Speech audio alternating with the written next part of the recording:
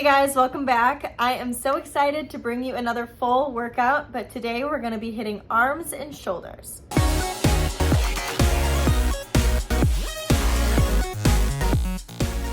I have been doing this workout for maybe like a month and a half now, and I love it so much. It's quick and it's easy, and my arm days come at the end of the week, so I normally do them on Thursday, and by the end of the week it's like a little harder for me to get out of my bed bright and early in the morning like I do right at the beginning of the week when my motivation is high. It only takes me about 45 minutes. It's quick and it's easy, and every single time for the last month and a half that I've been doing this, I am sore, and it's literally great. It's not like I'm like sore as I'm leaving the gym.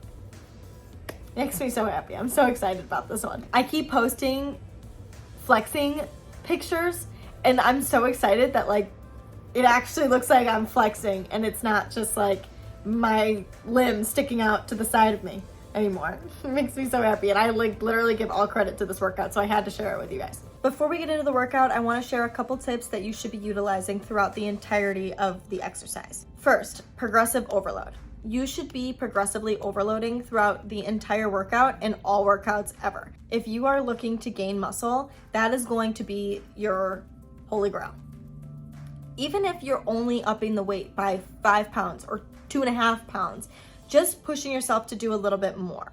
Something that I like to do in order to do that is keeping a range of a rep scheme. So that leads me into my next point that you're going to be doing throughout the entire workout is all of these workouts I did for 3 sets of 12 to 15. I do more reps on my arm day because there are not a lot of movements in the workout, so I want to make sure that I'm getting the most out of all of my lifts. So with that 12 to 15 rep scheme, going back to the progressive overload, if I can get to 15, I'm moving that weight up.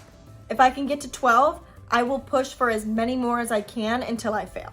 If I can only get to 12, then I will stay at that weight. The fastest way you are going to plateau or you're not going to see results is by just going through the motions and not challenging yourself. You have to push yourself to failure. That doesn't mean you're some like psycho bodybuilder man in the gym that's like out here screaming, veins popping, turning bright red. It's not what I'm asking for. Do you think I'm doing that? No. Consistency in workouts is proven to be so successful. Doing the same exact workout for at least a month and a half is normally beneficial before you switch things up, because you have to allow your body time to progress. So in that progression, it's gonna get easier. If you're doing 10 pounds on the same movement for 4 weeks, you're just gonna be like, it's gonna get easy because you're gonna get stronger. You're not gonna not build muscle, but you have to continue to build the muscle by progressively overloading and adding that weight on to give yourself a little bit of a challenge. So we're gonna be doing 2 bicep movements, 2 tricep movements, 2 shoulder movements. Let's get into the workout. So starting the workout with cable hammer curls. I like to do them on the cable machine because the next 3 movements after this will also be on the cable machine. And I don't like to really go back and forth between sections, especially because if you're going to a gym, you don't really want to give up equipment because sometimes you can't get a spot again. So it's nice for me to just stay in one station and get all the movements there done. I mean, obviously it's not always feasible, but if you can manage, which you can for this, then it's what I like to do. It's not necessarily what you have to do. You can definitely do this movement with dumbbells. So I grabbed the rope attachment and I hold my hands like I would with dumbbells, hinging only at my elbows and working that bicep muscle. Next, I'm moving into cable bicep curls. Doing bicep curls on the cable machine is like my favorite way because you can really like dial in on your form. Don't get me wrong, I love to do them with dumbbells, but I really think it's helpful because for a long time I wasn't, not that I didn't have correct form, but it just wasn't, I wasn't executing properly. It's hard to explain because it's just like a little tweak, but it hits the right head instead of secondary muscles in your arm. So I want to make sure I word it properly. your arms are supposed to go up the same exact way that they go down. So you're only hinging at your elbow. I know you can't see what I'm doing really.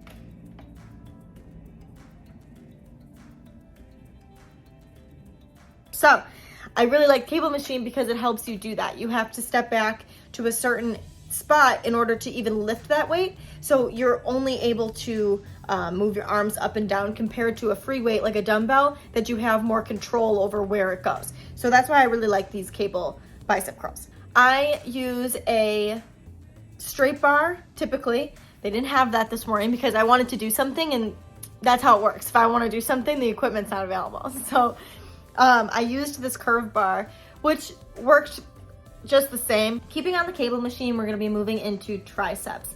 So I found the straight bar, thank God, because of this next point that I want to explain. You can also use the rope or the V-grip extension to do tricep extensions, and that is a great movement. The thing is though, is your tricep is made up of 3 heads: the long head, the lateral head, and the medial head. By changing the grip that you are using or the angle that you're pushing your tricep down at, it changes which of those heads you're hitting in your tricep. So obviously it's good to get well-rounded development in all 3 of those muscles, but the head that I was looking to hit was my long head, which is right here. So it's gonna create that popping definition for you to get that sculpted arm look. So for that, you're gonna wanna use your straight bar compared to a rope or a V-grip that's gonna work your lateral head. Okay, so I'm gonna be real honest with you guys. I never thought about my foot placement when doing tricep extensions, but a couple weeks ago, there was a guy on the other side of the cable tower that was like jacked. And he was doing tricep extensions with his feet together, and I thought it looked good. So I do mine with my feet together. So take it from the jacked guy at the gym that's the way you're supposed to do it. Don't take it from me. The way your feet are placed isn't super crucial, but something that is important to know is that as you're progressively overloading, as you should be throughout this entire workout, you want to lean into the movement as it starts to get difficult. As you start to feel your muscle fail, you can lean into the movement to push that weight down and get a couple more reps in. So that's a little bit easier done when you do separate your feet. Just a tip, it helps me. Hopefully, maybe it'll help you. Next, we're gonna be doing overhead tricep extensions. These are kind of similar to a skull crusher. So if there's no cable machines open, you can do skull crushers with a straight bar or dumbbells. It's gonna work the same exact thing. Again, this does emphasize your long head, but a really good thing about this movement is that it does hit all 3 of those heads. So you're still getting that well-rounded muscle development. When I tell you that this movement humbles you, I mean it. I literally am doing tricep pushdowns with 60 pounds and then I have to cut that weight in half to do this movement. It's literally so intense. I love it a lot. At long last, stepping away from the cable machine, and we're gonna be moving over to dumbbells to hit our shoulders. So starting with lateral raises.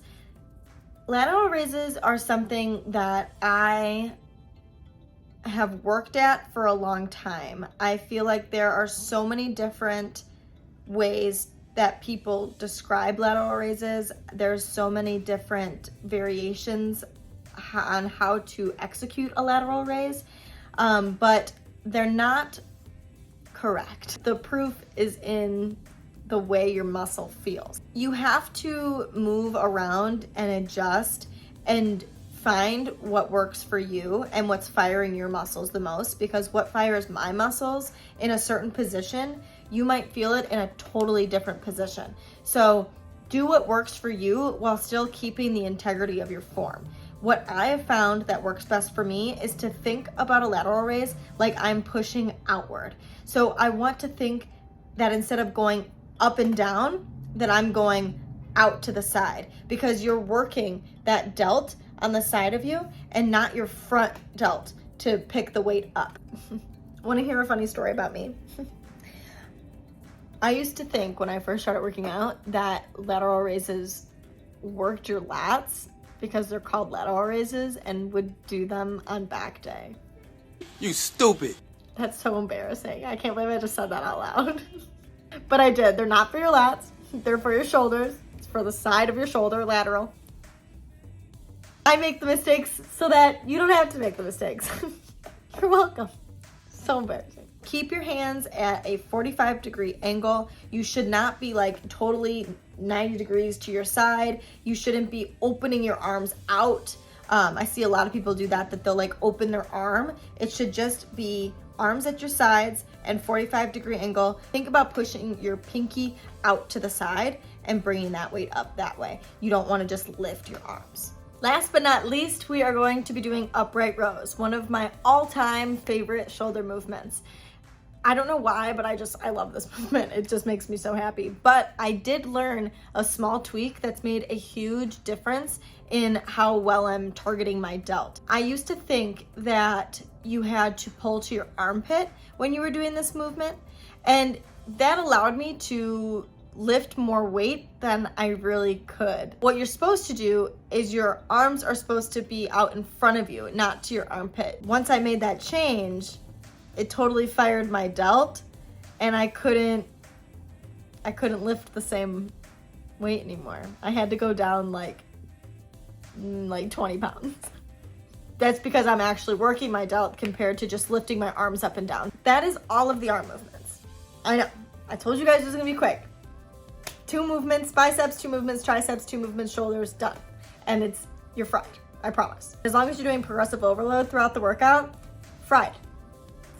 Something I do like to do though, because my arm and shoulder day is so quick, is adding abs onto the end of it. So I'll do like a quick little 10-minute ab circuit just to get abs in there one day a week and not feel like I'm staying at the gym all hours of the night and day to get an ab routine in. Because by the time I'm done with like legs or an extensive back and chest day, I'm just done and I'm burnt and I don't want to do abs. Nothing in me wants to go do abs. I hate doing abs. So I do them on this quick arm day. After I do all of those movements, I make sure to do cardio. So there's a lot of questions, I feel like, when it comes to cardio. I know I sure as hell had a lot of questions when I first started working out to when I should be doing cardio, how much cardio I should be doing.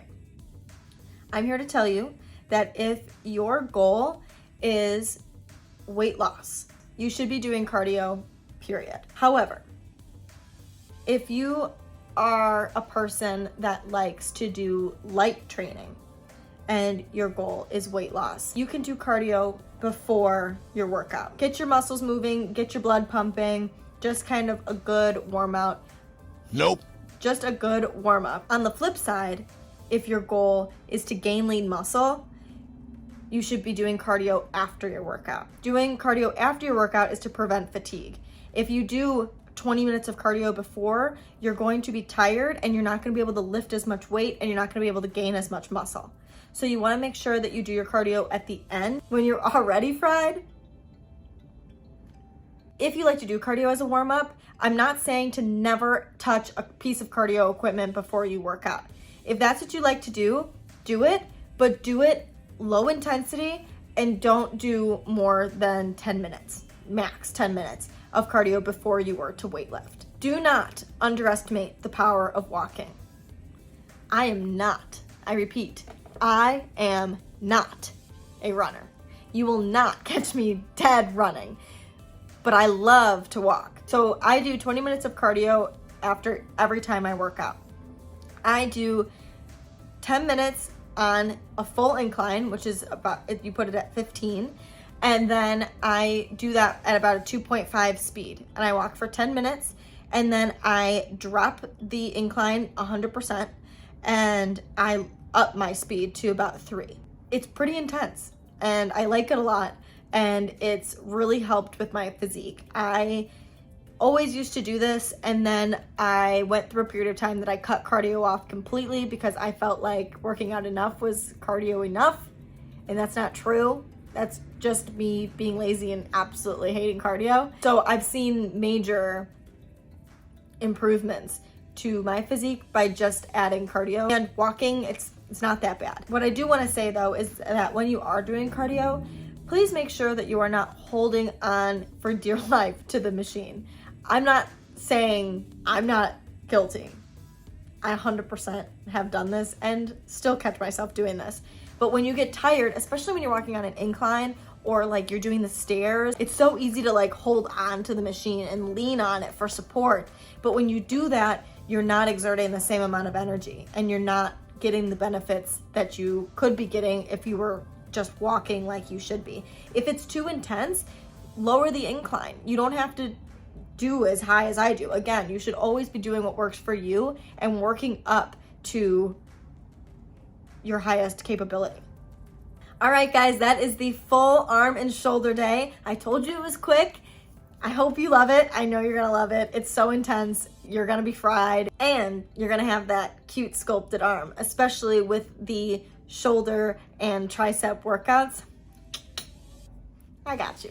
I got you. Don't forget to check out ST Training's website, jointhestrain.com. Strain is with 2 T's. We just released our first podcast of Push for More, and we post vlogs every Monday that are centered around mental and physical health. Lots of good ideas, lots of good pointers on there. And if you are interested in personal training, we have several plans available, all of them super affordable, and we would love to work with you one-on-one and tailor a plan specifically for you and your body type. If you don't know where you're going in this fitness journey, or you're plateauing, or you're just beginning, we would absolutely love to work with you. So make sure to link it below and make sure to check it out. Thank you so much for watching. Please don't forget to like and subscribe. It means the absolute world to me. Other than that, don't forget to train your brain to push for more, and I will see you guys next time.